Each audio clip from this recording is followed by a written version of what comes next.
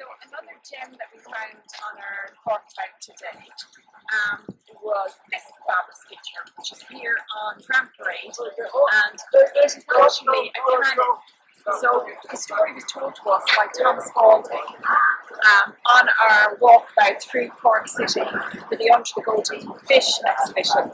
And he was explaining to us that this was essentially what we think was a cannon that was toppled off the walls of the city and rolled its way down. And because Cork was built on a marsh, it became submerged. And when they were building back up the city and building back up, they excavated and found this. So the rest of it is actually still stuck below in the substance of Cork. So we're on another CorkAbout. This time we're on the south channel of the River Lee. North channel last time, and we said we'd head south. And we're outside Elizabeth Court here off Barrack Street. And this building has such an amazing history that we figured it was well worth checking it out, especially with the exhibition that's happening inside the gallery at the moment, Statue Bene, which we're going to bring you a little more of later. So why don't we come inside and have a look at what's inside these walls.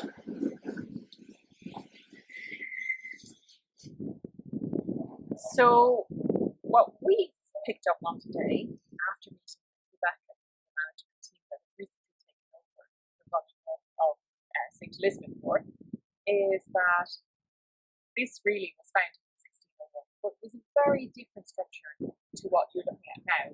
At the time it was just timber and mud, and it had all started with the religious wars that were going on between the Jacobites and the Williamites at the time, from the time of the Battle of Kinsale.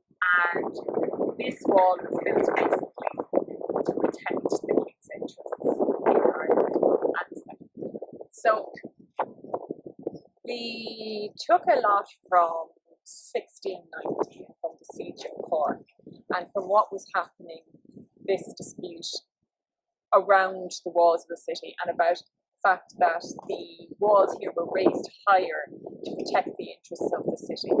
And what we figured is that inside these walls, they've seen an awful lot of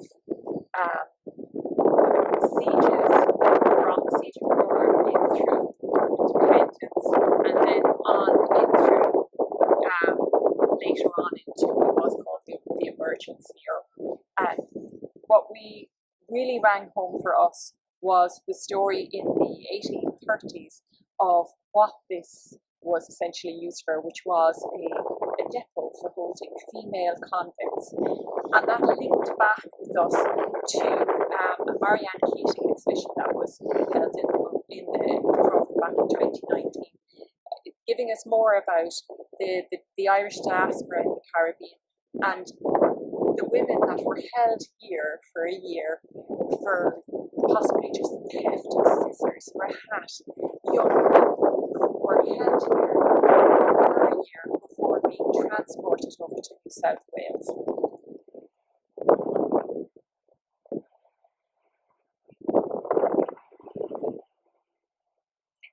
So we've headed literally up the walls now and onto the ramparts, and behind me is St. Nicholas Cathedral, as you can see. And we're into the kind of early 1800s at this stage, when the purpose of it was now an army barracks. And that's where Barrack Street literally was on its name, just behind me. And what we were talking about then was into the 1830s, when it was being used as a depot for the female convicts, and just what it must have been like as the purpose of it at that time.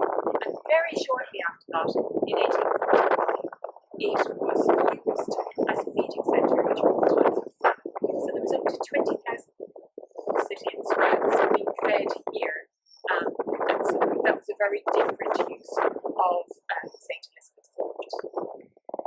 So by the time we head into the 1920s, the fort itself sees another very traumatic time. So the anti-treaty forces were occupying the fort, and literally were forced back into the city. They retreated. But before they did that, they set fire to the internal structure of the fort. this was the second time this has happened in the fort. Previously it had been back after Queen Elizabeth died, back in the early 1600s, only a few years after the fort was actually built.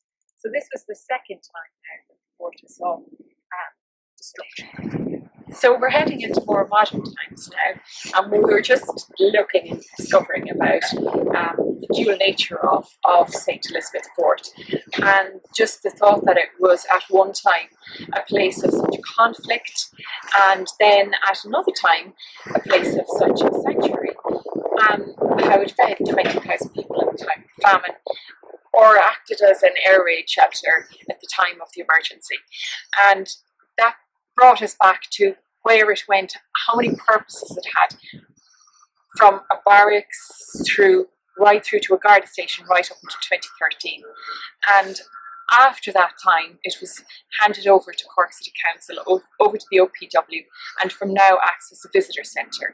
And whereas they're not able to run guided tours at the moment, they are able to come and talk to you personally and your little group and give you the history of the place. And it's a wonderfully safe space, free to come to at the moment. So maybe you'd like to check it out further.